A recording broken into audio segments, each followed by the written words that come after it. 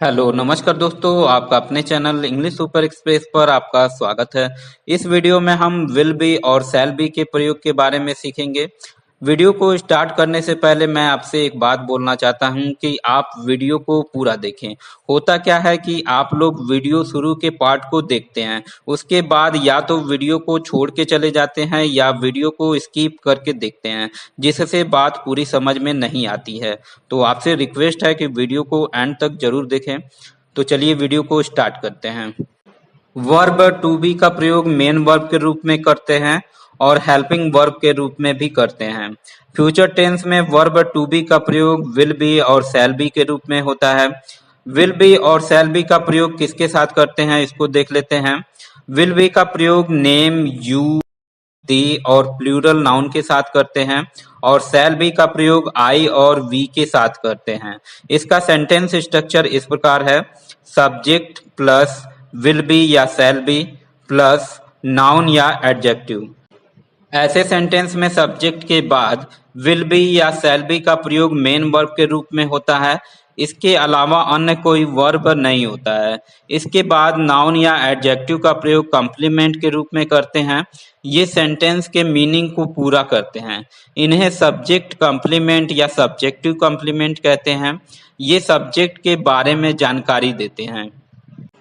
जब सेंटेंस में नाउन या एडजेक्टिव का प्रयोग हो तो उसके हिंदी वाक्य के अंत में रहेगा, रहेगी, रहेंगे, रहूंगा, बनेगा, बनेगी, बनेंगे, बनूंगा, होगा, होगी, होंगे, होऊंगा आदि इस प्रकार से आते हैं। अब कुछ एग्जाम्पल देखते हैं। जैसे वह खुश रहेगी, सी विल बी हैप्पी। यहाँ हैप्पी एडजेक्टिव है। मैं महान बनूंगा, आई शैल बी ग्रेट। तुम स्वस्थ रहोगे, you will be healthy. Shyam अध्यापक बनेगा, Shyam will be a teacher. यहाँ टीचर नाउन है।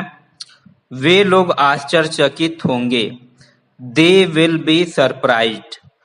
हम लोग तैयार रहेंगे, वी शैल बी रेडी। अब नेगेटिव सेंटेंस को देखते हैं कि इसको कैसे फ्रेम करते हैं। जैसे राधा दुल्हन नहीं बनेगी, Radha will not be a bride. इसमें विल या शैल के बाद नॉट लगा देते हैं और उसके बाद बी लगाते हैं। वह व्यस्त नहीं रहेगा, he will not be busy. मैं किसान नहीं बनूंगा, I shall not be a farmer.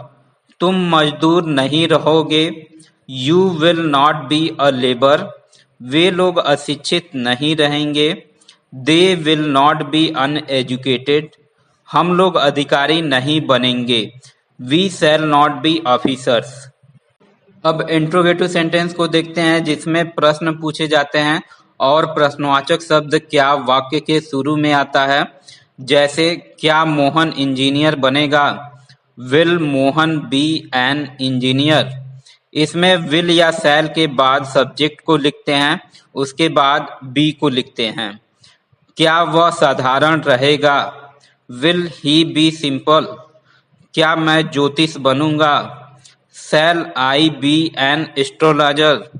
क्या तुम पायलट बनोगे, will you be a pilot. क्या वे लोग भूखे रहेंगे, विल दे बी हंग्री।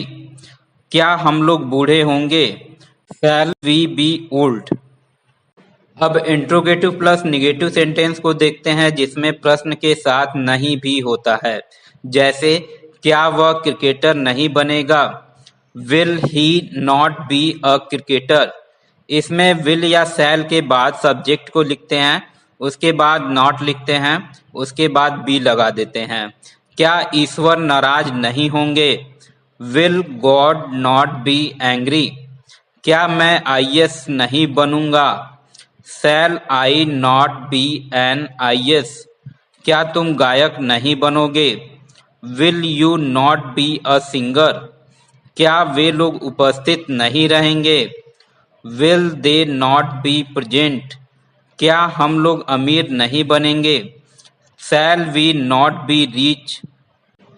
अब व्हेन, वाई, हाउ और वेयर के साथ विल बी और शैल बी का प्रयोग देख लेते हैं।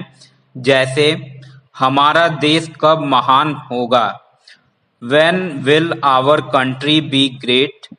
वह मजबूत क्यों नहीं बनेगा, why will he not be strong. मैं कैसे स्वस्थ रहूंगा, how shall I be healthy. तुम कहाँ प्रसन्न रहोगे, where will you be happy. वे लोग असफल क्यों होंगे, why will they be unsuccessful. हम लोग सफल कब होंगे, when shall we be successful.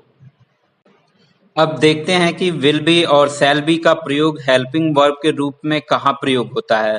तो पहला है फ्यूचर कंटिन्यूअस टेंस में, और दूसरा है फ्यूचर इंडेफिनिट टेंस का पैसिव वॉइस बनाने में विल बी और शैल बी का प्रयोग हेल्पिंग वर्ब के रूप में होता है। इसके अलावा एक मेन वर्ब भी होता है।